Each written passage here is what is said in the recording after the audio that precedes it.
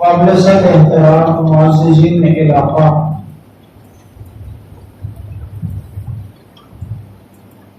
گزشتہ جمعہ کے اندر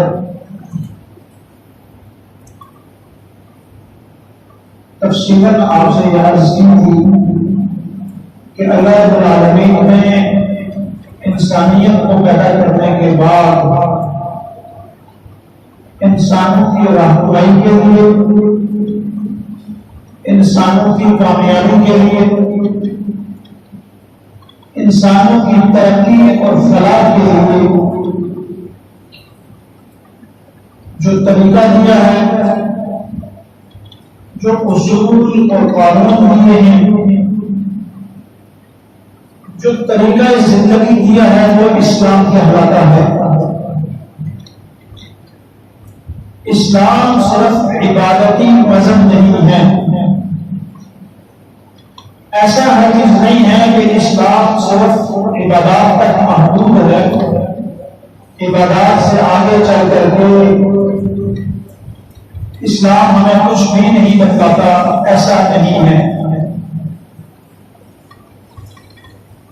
بلکہ اسلام انسانوں کے لیے مستقل ایک طریقہ زندگی، ایک رہنمائی کا راستہ، بلکہ اگر یوں کہا جائے کہ اسلام نام ہی راستے کا ہے تو زیادہ مناسب ہوگا۔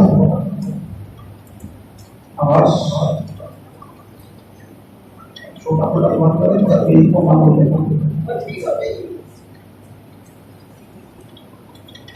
تو میں یہ کر رہا تھا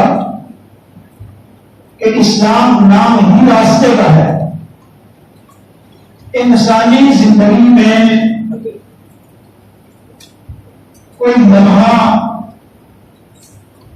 یا کوئی واقعہ ایسا نہیں آتا جہاں پر اسلام ہماری رہنمائی نہ کرتا ہو۔ صبح اٹھنے سے لے کر رات کے سونے تک، رات کے سونے سے صبح کے اٹھنے تک، وقت کے ہر لمحے میں، انسان کی ہر حالت میں اسلام ہماری رہنمائی کرتا ہے۔ کبھی بھی ایسا نہیں ہوتا کہ انسان کے اوپر کوئی حالت آئے، وہ غمی کی ہو تب، خوشی کی ہو تب، عبادت کی ہو تب، ریاضت کی ہو تب، معاشرت کی ہو تب، اخلاقیات کی ہو تب، کوئی بھی حالت ہو اور اسلام ہماری رہنمائی نہ کرے، ایسا نہیں ہوگا۔ اسلام زندگی کے ہر لمحے میں ہماری رہنمائی کرتا ہے۔ زندگی کی کسی گلی میں، کسی موڑ پر اسلام ہمیں روکتا نہیں ہے۔ ہاں، اسلام ہمیں صحیح راستہ ضرور دکھلاتا ہے کہ کہیں غلط راستے پر چلتے چلتے تم تاریکی تک اور تم اپنی ناکامی کی منزل پر نہ پہنچ جاؤ، لہذا سیدھا راستہ صراط مستقیم یہ ہے، اس پر چلیں گے تو کامیابی کی منزلوں تک پہنچ پائیں گے۔ یہ بات پچھلے جمعے میں تفصیل میں نے عرض کر دی تھی۔ آج سمجھنے کی ضرورت یہ ہے کہ اسلام کی بنیاد کیا ہے میرے اور آپ کے لیے۔ وجہ یہ ہے کہ اسلام آج کے زمانے کی کوئی کتاب نہیں ہے، آج کے زمانے کا کوئی مذہب نہیں ہے، کہ آج کے کسی زمانے کے انسان پر وحی نازل نہیں ہوتی۔ قرآن نازل ہوا، حدیث اللہ رب العالمین نے نبی کریم صلی اللہ علیہ وسلم کو الہام فرمائی، تو آج نہیں، آج سے 1400 سال پہلے نبی کریم صلی اللہ علیہ وسلم کے اوپر قرآن نازل ہوتا ہے، اور نازل ہوتے ہوتے 23 سال بعد قرآن مکمل ہو جاتا ہے۔ پھر نبی کریم صلی اللہ علیہ وسلم خود زندگی بسر کرتے ہیں اور زندگی گزار کر دنیا سے چلے جاتے ہیں۔ اسی زندگی گزارنے کے طریقے کا نام اور اسی قرآن کا نام اسلام ہے۔ سب سے پہلی بات سمجھنے کی یہ ہے کہ جب اللہ کسی انسان کو منتخب فرماتے ہیں، جب اللہ انسانوں کے دلوں پر نظر فرماتے ہیں اور نظر فرمانے کے بعد دیکھتے ہیں کہ کون سا دل سب سے زیادہ خوبصورت ہے، اللہ اس کو اپنے لیے منتخب فرماتے ہیں، پسند فرماتے ہیں، چن لیا کرتے ہیں۔ چننے کے بعد اللہ رب العالمین اس انسان کو نبوت کا سرٹیفکیٹ عطا فرماتے ہیں، اس انسان پر وحی آتی ہے، جس پر وحی آئے اس کو نبی کہتے ہیں، جس کو اللہ رب العالمین نبی وحی عطا فرمائے اسے نبی کہتے ہیں۔ بعض وہ بھی ہوتے ہیں جو رسول ہوتے ہیں۔ نبی اور رسول میں فرق یہ ہے کہ رسول کو اللہ نئی کتاب بھی عطا فرماتے ہیں، نیا صحیفہ بھی عطا فرماتے ہیں، نئی شریعت بھی عطا فرماتے ہیں اور اپنی وحی بھی عطا فرماتے ہیں، جبکہ نبی وہ ہوتا ہے جس کو اللہ رب العالمین نئی کتاب، نئی شریعت اور نیا طریقہ نہیں عطا فرماتے، بلکہ وہ پہلے والے رسول کے ہی تابع ہوا کرتا ہے، اسی رسول کی آ کر کے تعلیمات کو انسانوں تک پہنچایا کرتا ہے۔ تو نبی وہ ہوتا ہے جس کے اوپر فقط وحی آتی ہے، جبکہ رسول وہ ہوتا ہے جس کے وحی کے ساتھ ساتھ جس کے اوپر کتاب بھی آتی ہے، شریعت بھی جس کو ملتی ہے، اسے رسول کہتے ہیں۔ پھر اللہ رب العالمین جس انسان کو منتخب فرما لیتے ہیں، جسے اپنا رسول بنا لیتے ہیں، اس میں اللہ رب العالمین کچھ خاص صفات پیدا فرما دیتے ہیں، وہ دوسرے انسانوں سے کچھ الگ ہو جایا کرتا ہے، ہوتا تو وہ بھی انسان ہے لیکن اللہ رب العالمین کچھ صفات اس میں وہ پیدا فرما دیا کرتے ہیں جو عام انسانوں میں نہیں ہوا کرتی۔ اللہ رب العالمین بہت ساری صفات عطا فرماتے ہیں انبیاء کو، رسول کو، لیکن ایک کامن صفت جو عطا فرماتے ہیں سارے انبیاء کو وہ ہے معصوم ہونا۔ انبیاء جتنے کے جتنے ہیں وہ سارے کے سارے معصوم ہیں۔ اس بات کا معنی یہ ہے کہ کسی بھی نبی سے گناہ نہیں ہو سکتا، بلکہ گناہ ہونا تو درکنار، اللہ کسی نبی سے گناہ کا شبہ بھی پیدا نہیں ہونے دیتے۔ وجہ ایسا کیوں ہے؟ وہ بھی انسان ہے، عام لوگ بھی انسان ہیں۔ ایسا کیوں ہے کہ عام لوگ تو گناہ کرتے ہیں لیکن نبی سے اللہ گناہ ہونے نہیں دیتے؟ اس کی وجہ یہ ہے کہ اللہ رب العالمین ایک خاص پیغام اس کو دینے والے ہوتے ہیں، اس نے اللہ کا پیغام لے کر بندوں تک پہنچانا ہوتا ہے۔ اللہ رب العالمین نے انسانوں کی کامیابی کا طریقہ اس نبی پر وحی کرنا ہوتا ہے، اور وہ نبی ایک پیغام رساں اور مرسل ہوا کرتے ہیں جو پیغام لے کر آتے ہیں۔ اگر وہ نبی گناہ کرے تو پھر جس انسان کے پاس پیغام پہنچے گا اس کے دل میں شکوک و شبہات باقی رہیں گے کہ معلوم نہیں ہے کہ جس نے مجھے پیغام پہنچایا ہے یہ پیغام حق ہے یا نہیں ہے، کیونکہ مجھ سے بھی گناہ کا امکان ہے اور جس نے مجھ تک پیغام پہنچایا اس سے بھی گناہ کا امکان ہے، مجھ سے بھی جھوٹ بولنے کا امکان ہے، جس نے مجھ تک پیغام پہنچایا اس سے بھی جھوٹ بولنے کا امکان ہے۔ لہذا اللہ رب العالمین نے اس شبے کا، اس شک و شبہات کا راستہ بند فرما دیا اور کہا کہ جو نبی ہوگا اس سے گناہ تو دور کی بات ہے، گناہ کا شبہ بھی پیدا نہیں ہوگا۔ اپنی بات سمجھ آ گئی؟ پھر نبی کریم صلی اللہ علیہ وسلم آج سے 1400 سال پہلے گزر گئے، آج کے زمانے میں نہیں ہے۔ آج کے زمانے میں وحی بھی نازل نہیں ہوتی، اس وقت پرنٹ میڈیا، الیکٹرانک میڈیا، کتابیں بھی نہیں تھی کہ قیامت تک اور آج ہم تک پیغام پہنچانے کے لیے میڈیا کو استعمال کیا جاتا۔ اور اللہ رب العالمین نے بندوبست فرمایا کہ میرا جو پیغام لوگوں تک پہنچے گا وہ اتنا کامل ہو کہ ذالک الکتاب لا ریب فیہ، اس میں شک و شبہات کی گنجائش بھی نہیں ہونی چاہیے۔ اور یہ بات کب ہو سکتی ہے، اس بات پر عمل کب ہو سکتا ہے؟ جب تک دین پہنچانے والے جو ذریعے دین ہیں، جن کے واسطے سے ہمیں دین پہنچا ہے، ان کے اوپر اعتماد کامل نہ ہو، اللہ ان کی حفاظت نہ فرماتے تو یہ شک و شبہ باقی رہتے، ہم اس کنفیوژن میں رہتے کہ معلوم نہیں کہ قرآن پاک ہمارے پاس ہے یہ اصل ہے بھی کہ نہیں ہے، جو حدیث ہمارے پاس ہے وہ اصل ہے بھی کہ نہیں ہے، جو اسلام ہمارے پاس ہے وہ اصل ہے بھی کہ نہیں ہے۔ وجہ یہ ہے کہ نبوت مجھے اور آپ کو تو ملی نہیں، نعوذ باللہ من ذالک، وہی تو آتی نہیں ہے، تو اللہ رب العالمین نے اس کا بھی بندوبست فرمایا۔ الصارم المسلول، حافظ ابن تیمیہ رحمۃ اللہ تعالی علیہ حدیث لے کر آتے ہیں، اس حدیث کو مستدرک حاکم کے اندر بھی نقل کیا گیا۔ حدیث یہ ہے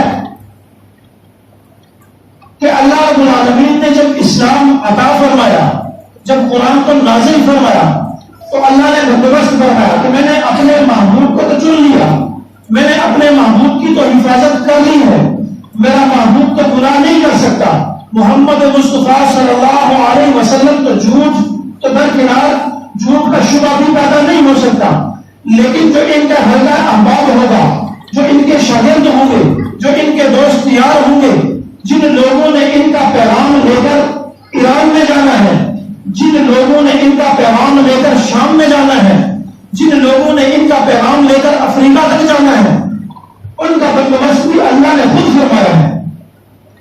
کیسے؟ حدیث کے الفاظ ہیں ان اللہ اختارنی واختارنی، اللہ نے مجھے بھی منتخب فرمایا ہے، مجھے بھی چنا ہے، اور میرے ساتھ ساتھ میری جو جماعت ہے یہ ویسے لوگ میرے پاس نہیں ہوں گے، وگرنہ حقیقت یہ ہے کہ نبی کریم صلی اللہ علیہ وسلم کو اللہ نے نبوت ملنے سے پہلے بھی کوئی صفات عطا فرمائی تھی کہ ایک دفعہ جو آپ کی مجلس کیا کرتا تھا، ایک دفعہ جو آپ کے ساتھ ملا کرتا تھا، وہ آپ کا گرویدہ ہو جایا کرتا تھا، وہ آپ کو دل دے بیٹھا کرتا تھا، کیونکہ آپ کے اندر صفات ایسی تھی۔ کتاب الوحی موضوع ہے، یہ کبھی اس میں تفصیل عرض کر دوں گا، اشارہ دینے لگا ہوں۔ کتاب الوحی سے بخاری کی روایت ہے، نبی کریم صلی اللہ علیہ وسلم گھر تشریف لے، اپنا خدیجہ کو کہا کہ مجھے خدشہ ہے کہ کہیں میں ہلاک نہ کر دیے گئے، تو میں خدیجہ نے کچھ صفات بھی نہیں میرے نبی کو صلی اللہ علیہ وسلم کہ اللہ آپ کو ہلاک نہیں ہونے دیں گے، آپ بولنے میں سچ بولتے ہیں، وعدہ کرنے میں نبھاتے ہیں، کمزوروں کے ساتھ چلتے ہیں، ناداروں کو کھانا کھلاتے ہیں، مہمانوں کی مہمان نوازی کرتے ہیں۔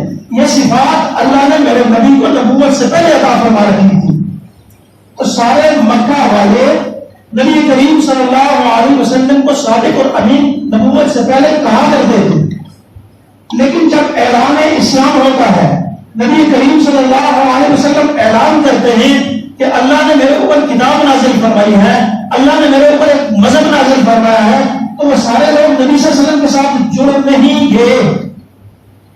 جو لوگ کہتے تھے آپ صادق ہیں، جو لوگ کہا کرتے تھے کہ آپ امین ہیں، وہ سارے کے سارے نبی صلی اللہ علیہ وسلم کے ساتھ نہیں جڑ گئے۔ ہر ایک نے آپ کی بات نہیں مان لی، ہر ایک نے یوں نہیں کہا کہ آپ درست فرماتے ہیں۔ اس کی وجہ یہ ہے کہ اللہ نے بندوبست کر رکھا تھا اگر یہ سارے جڑ جائیں گے تو ان میں سے بعض سینے وہ ہیں جو میرے نبی کے اور میرے اسلام کے لائق نہیں ہیں، تو اللہ نے خود انتخاب فرمایا۔ واختار علی، نبی کریم صلی اللہ علیہ وسلم فرماتے ہیں کہ ہوتا تو یوں بھی کہ ابو لہب بھی کلمہ پڑھ سکتا تھا، میرے محلے میں رہا کرتا تھا، میری صفات کے گن گایا کرتا تھا، رشتے میں میرا عزیز بھی تھا، لیکن کلمہ نہیں پڑا۔ مکہ میں رہنے والے نبی کریم صلی اللہ علیہ وسلم کے ساتھ بچپن گزارنے والے، آپ جانتے ہیں کہ بچپن کے جو لوگ ہوتے ہیں، بچپن کے جو دوست ہوتے ہیں وہ بڑے محبوب ہوا کرتے ہیں، لیکن نبی کریم صلی اللہ علیہ وسلم کے ساتھ بچپنا گزارنے والے بہت سارے ایسے تھے جنہوں نے نبی کریم صلی اللہ علیہ وسلم کا کلمہ نہ پڑھا، ان کی بات نہ مانی۔ میں یوں کہتا ہوں کہ ان کا اپنا کوئی ذاتی فعل اور ذاتی کمال نہیں ہے، بلکہ اللہ نے ان کو پسند فرمایا ہی نہیں ہے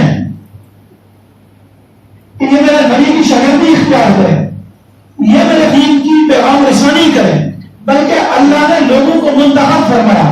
کوئی شام سے اٹھے گا، کوئی فارس سے سلمان اٹھے گا، کبھی حبشہ سے بلال اٹھے گا، وہ دور دراز علاقوں سے لوگ اٹھ کر کے نبی کریم صلی اللہ علیہ وسلم کے قدموں کے ساتھ ملتے چلیں گے۔ یہ صحابہ کی جو جماعت ہے، حقیقت میں نبی صلی اللہ علیہ وسلم کے شاگردوں کی جو جماعت ہے، یہ جماعت رب العالمین ہے، اللہ کی منتخب کردہ جماعت ہے۔ تبلیغی جماعت والے ساتھی ایک آیت پڑھتے ہیں، کنتم خیر امۃ اخرجت للناس، ترجمہ کیا کرتے ہیں کہ تم بہترین امت ہو۔ چند چہرے علماء کے بھی نظر آ رہے مجھے، کسی عالم کے پاس بیٹھو، کسی عربی گرامر والے کے پاس بیٹھو اور بیٹھنے کے بعد پوچھو کہ تم خیر امۃ اخرجت للناس کا یہی معنی ہے کہ تم بہترین امت ہو؟ کیوں مولانا یہی معنی ہے؟ یہ معنی نہیں ہے، معنی تم امت کے بہترین لوگ ہو۔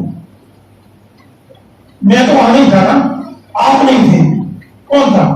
وہاں صدیق تھے، وہاں عمر موجود تھے، وہاں عثمان موجود تھے، وہاں سیدنا علی رضی اللہ تعالیٰ عنہ موجود تھے۔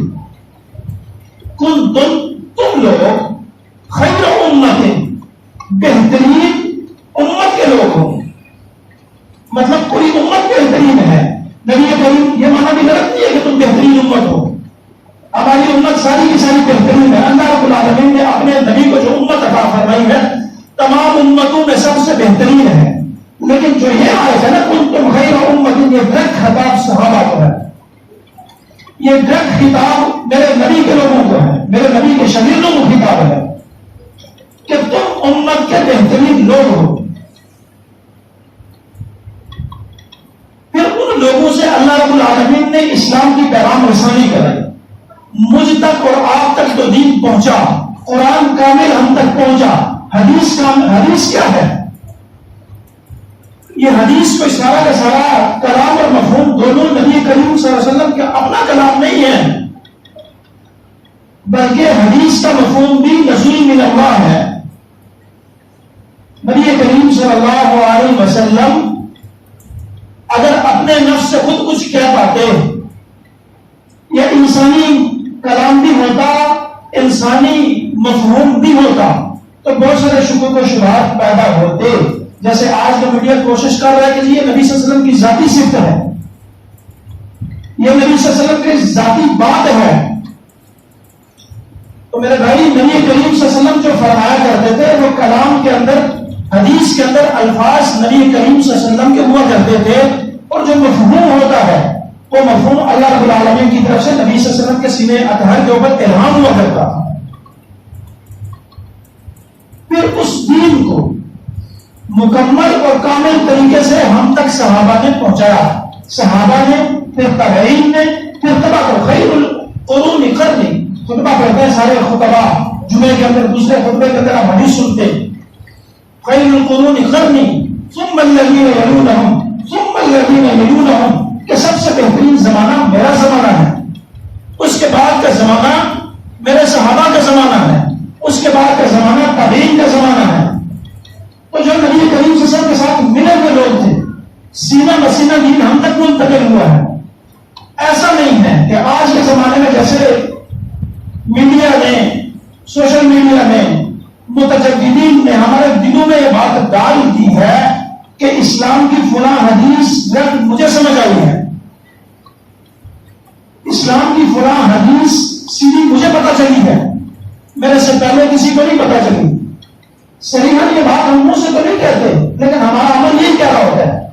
کیسے ہم دین کے اندر اپنی خواہش کو پورا کرنے کے لیے کوئی مسئلہ نکالتے ہیں تو ہمیں پتہ چلتا ہے کہ فلاں حدیث ہے، حدیث ذخیرہ حدیث کے اندر، چونکہ حدیث ساری تدریجن ہے، قرآن سارا تدریجن نازل ہوا، ابتدائی اسلام کے احکام کچھ تھے، آخر اسلام کے احکام کچھ تھے، ہم ابتدائی اسلام کی حدیث سے اگر اس پر عمل شروع کر دیتے ہیں تو گویا اپنے سے پہلے والے امت کے لوگوں پر، صحابہ پر، تابعین پر، تبع تابعین پر، ائمہ دین پر یہ فتویٰ لگا رہے ہوتے ہیں کہ تمہیں تو اس حدیث کا پتہ ہی نہیں چلا، 1400 سال بعد یہ حدیث مجھے پتہ چلی ہے، جبکہ طریقہ یہ ہے کہ اللہ فرماتا ہے کہ میں اس دین کو بڑی حفاظت کے ساتھ اور ایسی حفاظت کروں گا کہ شک تو دور، شک کی گنجائش بھی پیدا نہیں ہوگی. وہ دین مجھ تک اور آپ تک پہنچا ہے.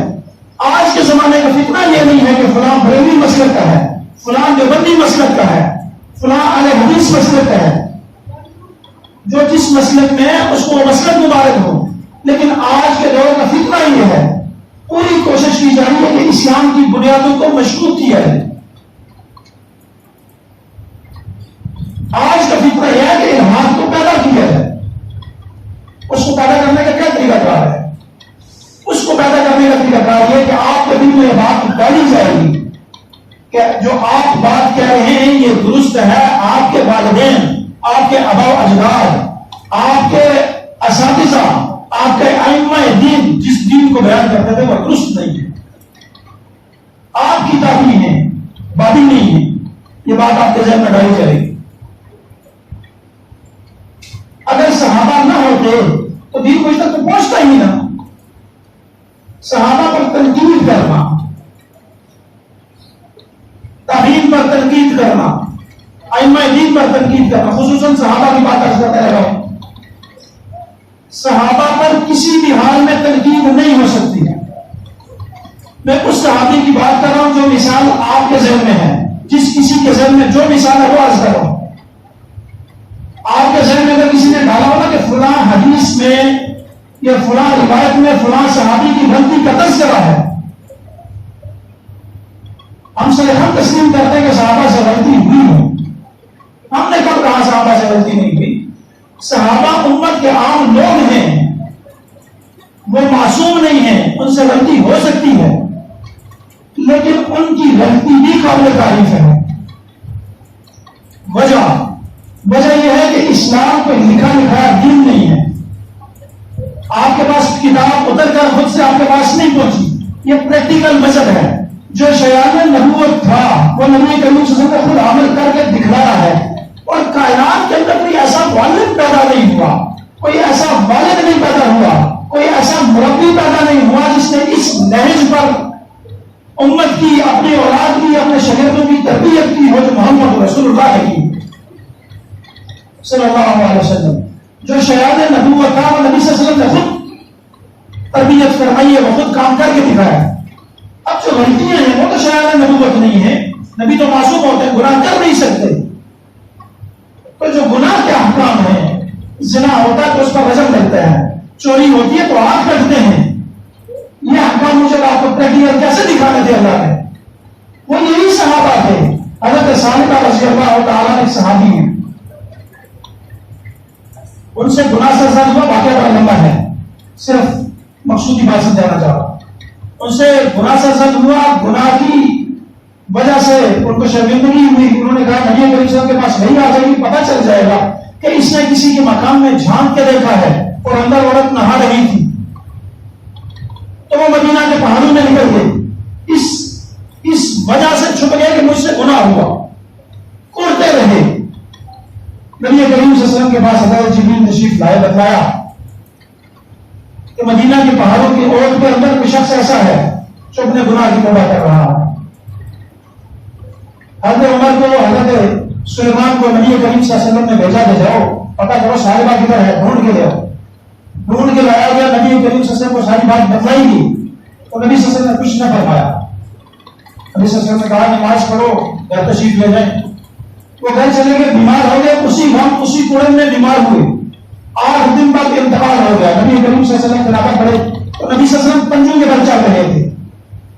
صحابہ نے پوچھا اللہ کے رسول یہ کیا ہے؟ فرمایا صالبہ نے وہ توبہ کی ہے کہ مجھے پورا پاؤں رکھنے کے لیے کوئی جگہ نظر نہیں آ رہی تھی. اس وافر مقدار میں فرشتے جنازہ پڑھنے آئے تھے. میں اور آپ توبہ کریں تو ہم کہتے ہیں کہ میرے لیے پروانہ ہے ان اللہ یحب التوابین و یحب المتطہرین. میری توبہ پر اللہ مجھ سے محبت کا اعلان کرتے ہیں. تو سوچے نا وہ آدمی جس کو منتخب اللہ نے فرمایا اس سے گناہ ہو تو اس کی توبہ کا عالم کیا ہو. تو صحابہ پر تنقید کسی بھی حال میں نہیں ہو سکتی، چاہے وہ کوئی بھی صحابہ ہو. صحابی مشاجرات صحابہ آپس میں جنگیں ہوئی، ضرور ہوئی ہیں، ان کے آپس کے معاملات ہیں. آپ کو کسی نے قاضی نہیں بنایا، مجھے کسی نے قاضی نہیں بنایا. حضرت فاطمہ، حضرت علی رضی اللہ تعالیٰ میاں بیوی ان کے آپس کے معاملات بخاری میں روایت موجود ہے، ان کے آپس میاں بیوی میں ہو جا کرتی ہیں لوگ جو، لیکن ان واقعات کو باعث بنا کر کے، وجہ بنا کر کے تنقید نہیں ہو سکتی۔ صحابہ سارے کے سارے ہمارے سر کا تاج ہیں، ہماری آنکھوں کا جھومر ہے۔ پورے صحابہ میں سے ایک صحابی کو بھی نکال دیں، آپ کی عمارت اسلام دھرم سے نیچے گر جاتی ہے، اسلام باقی ہی نہیں رہتا۔ وجہ کافر کہے گا جس کی وجہ سے تم بتا رہے تھے کہ یہ حق دین ہے، وہ تو خود جھوٹا نکلا ہے، اس کے اوپر تو خود اعتماد نہیں ہے امت کو، تو اس کی بات پر کیسے اعتماد ہو سکتا ہے؟ نبی کریم صلی اللہ علیہ وسلم کے بعد راہ ہدایت وہ صحابہ ہیں، نبی کریم صلی اللہ علیہ وسلم کے بعد راہ ہدایت وہ اہل بیت ہیں۔ اہل بیت کو دو فضیلتیں حاصل ہیں، ہر اہل بیت کا فرض صحابی بھی ہے۔ پہلی فضیلت صحابی ہونے کی حاصل ہے، دوسری فضیلت میرے نبی کا رشتہ دار بھی ہے۔ یہ جو بوڑھے بیٹھے ہیں نا، کبھی سے پوچھیں، خصوصاً نوجوان طبقہ، ہمارے علاقے میں ہمارے معاشرے کا رواج یہ تھا کہ والد سے آپ غلط کیا رہا ہو تو بیٹا یا اس سے چھوٹا کبھی نہیں کہتا تھا ابا جی آپ جھوٹ، آج کے زمانے میں تو کہتے ہیں بھائی آپ جھوٹ بول رہے ہیں، لیکن پہلے ادب کے تقاضے میں والد کو نہیں کہتے تھے ابا جی آپ جھوٹ بول رہے ہیں، لفظ جھوٹ والد کے لیے نہیں استعمال کرتے تھے۔ آج کے زمانے میں تو گھر جیسے مسلمان کہتا ہے ابا تم نے جھوٹ بولا نہیں، لیکن آج سے پہلے کچھ 20 سال چلے جائیں، 15 سال پیچھے چلے جائیں تو ادب کا تقاضا یہ تھا ابا جی آپ مذاق نہ کیا کریں، آپ ایسے چھیڑتے رہتے مجھے، یہ بات ایسے نہیں ہے، ایسے ہے، یہ بات ہم نے آنکھوں سے دیکھی تو سوچا نا کہ صحابہ کی ادب کا تقاضا کیا ہوگا، اہل بیت کی کیسے انہوں نے قدر کی ہوگی۔ تو منہ کھولنے سے پہلے تنقید کرنے والا یہ تو دنیا کا اصول ہے جو تنقید کر رہے ہیں، کسی انجینئر کے اوپر ڈاکٹر تنقید نہیں کر سکتا، انجینئر کے اوپر تنقید کرنے کے لیے انجینئر ہونا چاہیے، ڈاکٹر کے اوپر تنقید کرنے کے لیے ڈاکٹر ہونا چاہیے، پتا ہونا چاہیے کہ میڈیکل میں کیا ہو رہا ہے۔ تو صحابہ پر تنقید میرے جیسا آدمی کرتا ہے جس کی اپنی نماز ٹھیک نہیں ہے، اکیلے بٹھا کے پوچھا جائے تو دین کی بنیادی باتوں کا علم نہیں ہے، تو صحابہ پر تنقید کسی بھی حال میں نہیں ہو سکتی۔ پھر اہل بیت یہ جو سید لوگ ہیں یہ کون ہیں؟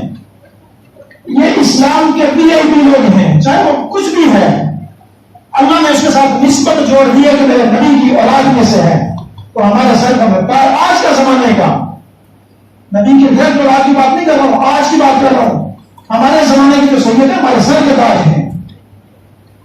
پھر اہل بیت کے اوپر تنقید کرنا، ان کے اوپر باتیں کرنا، میرے بھائی یہ ہمارے ایمان کو ضائع کرنے والی بات ہے۔ کسی بھی حال میں کسی بھی صحابی پر تنقید نہیں ہو سکتی، کسی بھی حال میں کسی بھی حالت میں کسی بھی اہل بیت کے فرد پر تنقید نہیں ہو سکتی۔ صحابہ سارے کے سارے ہماری آنکھوں کا جھومر ہیں، ہمارے سر کا تاج ہے، اہل بیت سارے کا سارا ہمارے سر کا تاج ہے، ہمارے ایمان کی بنیاد ہے۔ اللہ تعالیٰ سے دعا ہے کہ جو کہا سنا اس پر عمل کی توفیق نصیب فرمائے، ہمیں صحابہ کی اور اہل بیت کی زندگیاں پڑھنے کی اور ان سے محبت کرنے کی توفیق نصیب فرمائے۔ وما علینا الا البلاغ۔